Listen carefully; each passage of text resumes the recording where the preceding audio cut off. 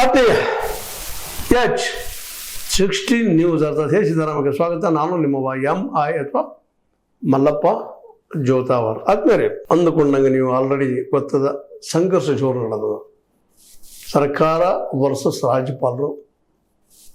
ಎಲ್ಲರೂ ತಮ್ಗೆ ಹೇಳಬೇಕು ಹಂಗೆ ವ್ಯಾಖ್ಯಾನ ಮಾಡ್ತಾ ಇದ್ದಾರೆ, ತಮ್ಮ ಸರಿ ಅಂತ ಹೇಳ್ತಾ ಇದ್ದಾರೆ.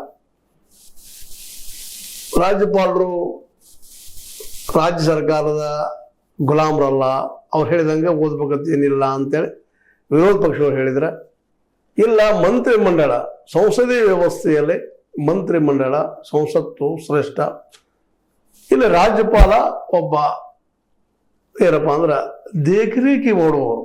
ಅಂದ್ರೆ ಇಲ್ಲೇನು ನಡೀತದ ಅದ ಮೇಲೆ ಒಂದು ಏನಪ್ಪ ಅಂದ್ರೆ ಗೌರವಯುತ ಒಂದು ಪದವಿ, ಅವ್ರಿಗೆ ಅವ್ರದೇ ಆದ ನಿರ್ಧಾರ ತೆಗೆದುಕೊಳ್ಳೋ ಯಾವುದೇ ಅಧಿಕಾರ ಇಲ್ಲ. ಸ್ಪಷ್ಟವಾಗಿದ್ದಾವೆ 176 163 ಅಂಥೇಳಿ ಆಡಳಿತಾರೂಢ ಪಕ್ಷದವ್ರು ಮಾತಾಡ್ತಾ ಇದ್ದಾರೆ. ಇದರಲ್ಲಿ ಯಾರು ಸರಿಯೋ ಯಾರು ತಪ್ಪೋ ಇಲ್ಲ, ಅವ್ರು ಡಿಸ್ಕ್ರೇಷನ್ಲಿ ಪವರ್ ಮಾಡಿದ್ರು ಅಂತೀನಿ ಕೆಲವರು, ಇನ್ನಷ್ಟು ಕೆಲವರು ಇಲ್ಲ ಇದು ಏನಪ್ಪ ಅಂತಂದ್ರೆ ಅವ್ರ ಕರ್ತವ್ಯ, ಆದ್ಯ ಕರ್ತವ್ಯ ಮಾಡಲೇಬೇಕು.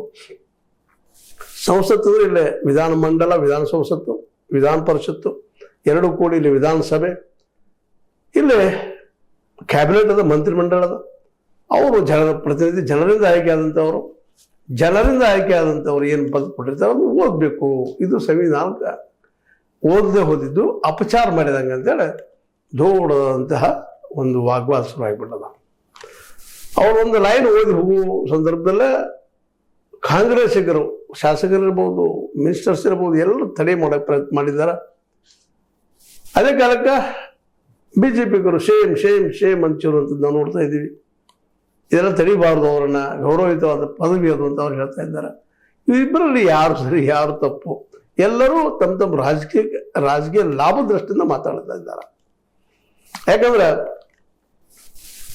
ರಾಜ್ಯ ಸರ್ಕಾರ ಏನು ಮಾತಾಡಬೇಕು, ಮಾತಾಡಬಾರ್ದು, ಏನು ಚರ್ಚಿಸ್ಬೇಕು, ಏನು ಚರ್ಚಿಸಬಾರ್ದು ಅನ್ನೋದನ್ನ ಈ ಸಂದರ್ಭದಲ್ಲೇ ಮುನ್ನುಡಿಯಾಗಿ ಹೇಳೋದು ರಾಜ್ಯಪಾಲರ ಮೂಲಕ ಅನ್ನೋದು ಎಲ್ಲರಿಗೂ ಗೊತ್ತಿದ್ದ ವಿಷಯ.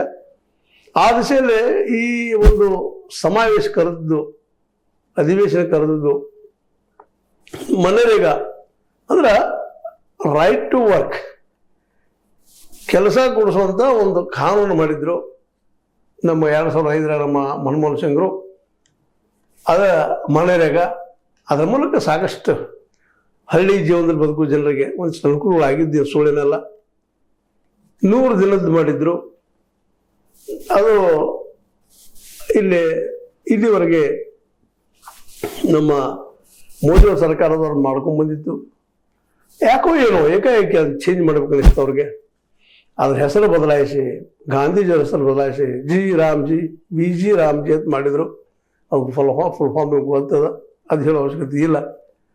ಅದ್ರ ಮೂಲಕ 125 ದಿನ ಉದ್ಯೋಗ ಕೊಡ್ತೀವಿ ಅಂತ ಹೇಳಿದ್ರು. ಆದ್ರೆ ಒಂದು ಹೊಸದು ಏನು ಸೇರಿಸಿರಪ್ಪ ಅದರಲ್ಲಿ ಅಂದ್ರೆ 60-40. ಕೇಂದ್ರ ಸರ್ಕಾರ 60 ರೂಪಾಯಿ ಹಾಕಬೇಕು, 60 ಪೈಸೆ ಹಾಕಬೇಕು, ರಾಜ್ಯ ಸರ್ಕಾರ 40 ರೂಪಾಯಿ ಹಾಕಬೇಕು ಅಥವಾ 40 ಪೈಸೆ ಹಾಕಬೇಕು. ಅದು ಹೆಚ್ಚು ಒಂದಿಷ್ಟು ಇಕ್ವಲ್ ಇದ್ದಂಗೆ ನೀವು ಹಾಕಿದ ಮಾಡ್ಕೊಳ್ಳೋದು ಅಂತ. ಅದೆಲ್ಲ ಸೂತ್ರ ಸೆಂಟ್ರಲ್ಗೆ ಆಗದ, ಈ ರಾಜ್ಯಗಳ ಕೈಯಲ್ಲಿ ಇಲ್ಲ ಅನ್ನೋದು ನಮ್ಮ ಈ ಕಾಂಗ್ರೆಸ್ಸಿನ ವಾದ ಅಥವಾ ನಮ್ಮ ಸರ್ಕಾರದ ವಾದ. ಆ ವಿಷಯ ಚರ್ಚೆ ಮಾಡಿ ಮನೆಯಾಗ ನೀವು ಕೆಲಸ ತಪ್ಪದ ಅದು ಮತ್ತೆ ಮರಳಿ ತಗೋಬೇಕು ಕಾರಣಕ್ಕಾಗಿ ಅಧಿವೇಶನ ಸ್ಪೆಷಲ್ ಆಗಿ ತೆಗೆದ ಡಿಸ್ಕಷನ್. ಅದೇ ಕಾಲಕ್ಕೆ ದ್ವೇಷ ಭಾಷಣದಾಗಿರ್ಬೋದು, ಇನ್ನೂರು ಕೆಲವೊಂದಿಷ್ಟು ಏನು ಪ್ರಾಬ್ಲಮ್ಸ್ ಅದಾವ ಅಂಥವ್ರ ಬಗ್ಗೆ, ಆ ಶಾಸನಗಳ ಬಗ್ಗೆ, ಆ ಮಸೂದೆಗಳ ಬಗ್ಗೆ ಸಹ ಇನ್ನಷ್ಟು ಚರ್ಚೆ ಮಾಡುವಂಥ ಸಬ್ಜೆಕ್ಟ್ ಇದರಲ್ಲಿದ್ದಾವೆ. ಮತ್ತು ಅದೇ ಕಾಲಕ್ಕೆ ಕೇಂದ್ರ ಯಾವ ರೀತಿಯಾಗಿ ಅನ್ಯಾಯ ಮಾಡ್ತಾ ಇದೆ ರಾಜ್ಯ ಸರ್ಕಾರಕ್ಕೆ, ಅದರ ಟ್ಯಾಕ್ಸ್ ಪಾಲನೆ ಯಾವ ರೀತಿಯಾಗಿ ಅದು ಮೋಸ ಮಾಡ್ತಾ ಇದೆ ಅನ್ನುವಂಥದ್ದು ರಾಜ್ಯ ಸರ್ಕಾರದ ವಾದ. ಅದನ್ನ ಈ ಚರ್ಚೆ ಮಾಡಬೇಕು ಅನ್ನುವಂಥದ್ದು. ಅನೇಕ ಕೇಂದ್ರದ ತಪ್ಪುಗಳನ್ನು ಚರ್ಚೆ ಮಾಡೋ ಸಲುವಾಗಿ ವಿಶೇಷ ಅಧಿವೇಶನ ಕರೆದಿದ್ದಾರೆ. ಇದನ್ನು ಇಂಥ ಅಧಿವೇಶನದಲ್ಲಿ ಸಹ ಇದು BJPಗೂ ಸಹಿತ ಸವಾಲಿನ ಪ್ರಶ್ನೆ ಈ ಅಧಿವೇಶನ. ಇದರಲ್ಲಿ ಎಷ್ಟು ಸಾಧ್ಯದೋ ಅಷ್ಟು ಕನ್ವಿನ್ಸ್ ಮಾಡಿ ಕೇಂದ್ರ ಸರ್ಕಾರ ಸರಿ ಅದ ಅನ್ನುವಂಥ ವಾದ ಮಾಡುವಂಥದ್ದು. ಇಲ್ಲಿ ಎರಡೂ ಸರ್ಕಾರಗಳು, ಕೇಂದ್ರದಲ್ಲಿ ರಾಜ್ಯ ಸರ್ಕಾರದಲ್ಲಿ ಎರಡೂ ರಾಜಕೀಯನ ಮಾಡ್ತಾ ಇದ್ದಾರೆ. ಮತ್ತು ಅದು ತಪ್ಪು ಅಂತಲ್ಲ, ಯಾಕಂದ್ರೆ ರಾಜಕೀಯ ಮಾಡೋದಕ್ಕನ ವಿಧಾನಸಭೆಗೋ ಸಂಸತ್ತಿಗೋ ಹೋಗಿದ್ದಾರೆ ಅನ್ನೋದು ಅಷ್ಟು ಸತ್ಯ.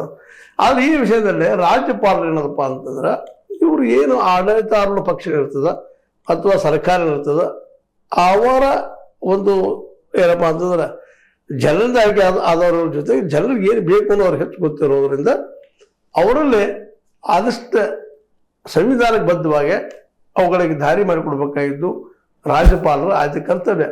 ಸಂವಿಧಾನವನ್ನು ಸಂವಿಧಾನಕ್ಕೆ ವಿರೋಧವಾಗಿ ಏನಾದರೂ ಕ್ರಮ ತೆಗೆದುಕೊಳ್ತಾ ಇದ್ರೆ ಅದು ತಿಳಿಸಿ ಇಲ್ಲಿ ಸಂವಿಧಾನ ವಿರೋಧಿ ಅಂತೇಳಿ ಹೇಳ್ಬೇಕು ವಿನಃ ಇದು ಕೇಂದ್ರಕ್ಕೆ ವಿರೋಧಿ ಇದೆ ಅಂತ ಹೇಳೋದಲ್ಲ. ಕೇಂದ್ರ ಸರ್ಕಾರ ನೇಮಿಸಿರ್ತದೆ ಇಲ್ಲ ಅಂತಲ್ಲ ಅವ್ರನ್ನ, ಗವರ್ನರ್ ಅವ್ರನ್ನ.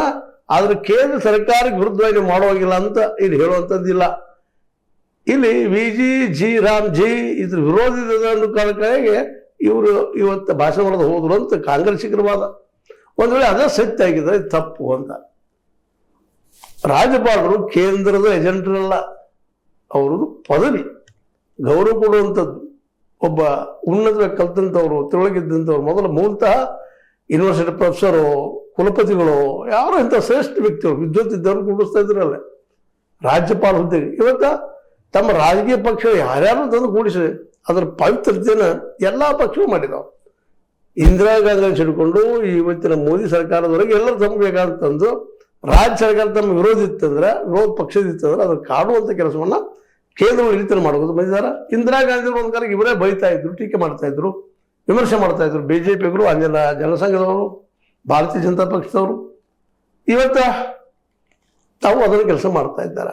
ರಾಜ್ಯಪಾಲರ ಮುಂದಿಟ್ಟು ಅಲ್ಲಿ ರಾಜಕೀಯ ಮಾಡುವಂಥದ್ದು. ಈಗ ತಮಿಳುನಾಡು, ಕೇರಳ, ಅನೇಕ ಆಂಧ್ರ ಪ್ರದೇಶದಲ್ಲೇ ತಮ್ಮ ವಿರೋಧಿ ಪಕ್ಷಗಳಿದ್ದಾವಲ್ಲ, ಎಲ್ಲ ಈ ರಾಜ್ಯಪಾಲನಿಟ್ಟ ಆ ಗೌರ್ಮೆಂಟ್ಗಳನ್ನ ಕಂಟ್ರೋಲ್ ಮಾಡುವಂಥದ್ದು, ಅಲ್ಲಿ ಸಮಸ್ಯೆಯನ್ನು ತಿಳ್ಕೊಳ್ಳುವಂಥ ಕೆಲಸವನ್ನು ರಾಜ್ಯಪಾಲರ ಮೂಲಕ ಮಾಡ್ತಾ ಇದ್ದಾರೆ ಅಂತ ವಿರೋಧ ಪಕ್ಷಗಳದೆಲ್ಲ ಒಮ್ಮತದ ಆರೋಪ.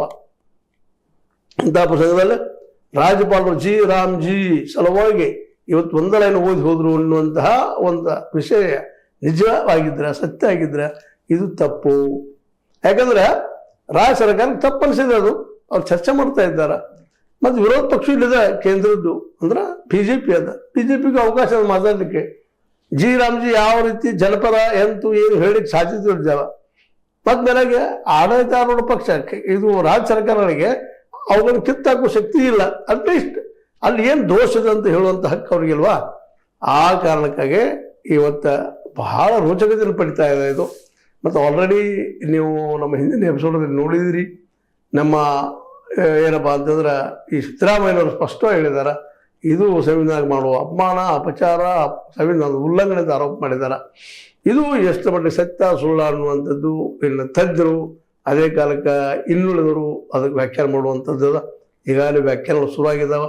ಕೆಲವೊಬ್ರು ಏನಪ್ಪ ಅಂದ್ರೆ ಇಲ್ಲ ರಾಜ್ಯಪಾಲರು ಮಾಡಿ ಸರಿ ಅಂತ ಹೇಳಿದ್ರೆ, ಇನ್ನು ಕೆಲವೊಬ್ರು ತಪ್ಪ ಅಂತ ವಾದ ಮಾಡ್ತಾ ಇದ್ದಾರೆ. ಹೀಗಾಗಿ ಸಂವಿಧಾನದ ವಿಶ್ಲೇಷಣೆ ವ್ಯಾಖ್ಯಾನಗಳು ತಮ್ಮ ಮೂಗಿ ನೇರಕ್ಕೆ ಮಾಡೋದ್ರಿಂದಾಗೆ ಇದು ಸಂವಿಧಾನ ಕೊಡುತ್ತಿರುವಂಥ ಒಂದೇನಪ್ಪ ಅಂತ ಹೊಡೆತ ಅಂತ ಹೇಳಬೇಕಾಗ್ಯದ.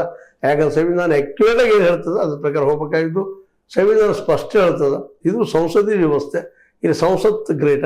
ಅದೇ ರೀತಿ ಇಲ್ಲೇ ರಾಜ್ಯ ಮಾಡೋದಲ್ಲ, ವಿಧಾನಸಭೆಯಲ್ಲೇ ಏನಪ್ಪ ಅಂತಂದ್ರೆ ವಿಧಾನಸಭೆ ಶ್ರೇಷ್ಠಿನಃ ಅಲ್ಲೇ ರಾಜ್ಯಪಾಲ ಅಲ್ಲ ಅಂತ ಹೇಳ್ತಾ ಇದ್ದ. ರಾಜ್ಯಪಾಲ ಒಂದು ಗೌರವಯುತವಾದಂಥ ಪೋಸ್ಟ್, ಹುದ್ದೆ ಅಷ್ಟೇ ವಿನಃ ಅಲ್ಲಿ ಶಕ್ತಿ ಇಲ್ಲ ಅನ್ನೋ ಸ್ಪಷ್ಟ ಇದ್ದಾಗ ಇವತ್ತು ರಾಜ್ಯಪಾಲರಾದಂಥ ಗೆಹ್ಲೋಟ್ ಅವರು ನಡೆದುಕೊಂಡಂಥ ರೀತಿ ಎಷ್ಟು ಮಟ್ಟಿಗೆ ಸರಿ ಅನ್ನೋದು ಮುಂದಿನ ದಿನದಲ್ಲಿ ಮತ್ತೊಮ್ಮೆ ಚರ್ಚೆ ಆಗ್ತಾ ಇರ್ತದೆ. ಆ ಎಲ್ಲ ವಿಷಯದಲ್ಲಿ ಇವತ್ತು ಒಂದಿಷ್ಟು ನಮ್ಗೆ ಅನಿಸಿದ ಕೆಲವು ಮಾತುಗಳು ನಿಮ್ಗೆ ಮಾತಾಡಿದ್ದೀನಿ. ಇದು ನಿಮ್ಗೆ ಲೈಕ್ ಆಗಿರ್ಬೋದು. ಲೈಕ್ ಮಾಡಿ, ಶೇರ್ ಮಾಡಿ, ಕಾಮೆಂಟ್ ಮಾಡಿ, ಜೊತೆ ಸಬ್ಸ್ಕ್ರೈಬ್ ಮಾಡಿ. S60 ನ್ಯೂಸ್ ಅರ್ಥ ಸಿದ್ದರಾಮ್ ಇದು ಸತ್ಯದ ಕೈಗೆ ನಡಿ ವಂದನೆಗಳು.